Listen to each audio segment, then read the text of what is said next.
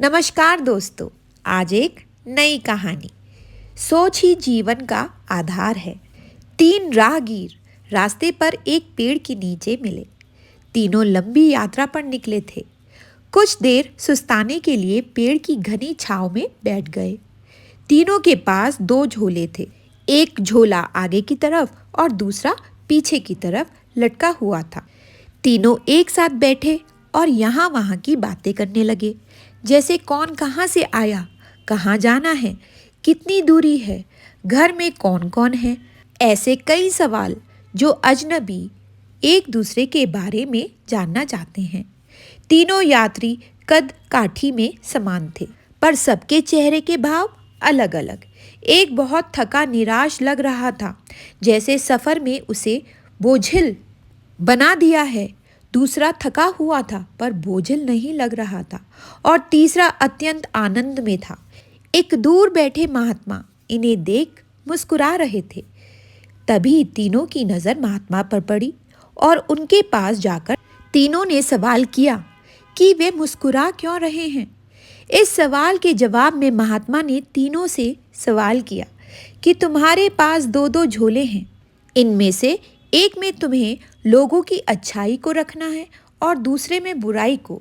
बताओ क्या करोगे। एक ने कहा, मेरे आगे वाले झोले में मैं बुराई रखूंगा ताकि जीवन भर उससे दूर रहूं, और पीछे अच्छाई रखूंगा।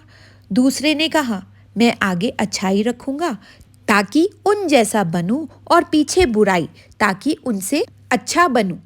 तीसरे ने कहा, मैं आगे अच्छाई रखूंगा ताकि उनके साथ संतुष्ट रहूं, और पीछे बुराई रखूंगा और पीछे के थैले में एक छेद कर दूंगा, जिससे वह बुराई का बोझ कम होता रहे और अच्छाई ही मेरे साथ रहे।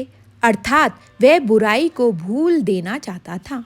यह सुनकर महात्मा ने कहा, पहला जो सफ़र से थक कर निराश दिख रहा है, जिसने कहा कि वह बुराई सामने रखेगा, वह इस यात्रा की भांति जीवन से थक गया है, क्योंकि उसकी सोच नकारात्मक है।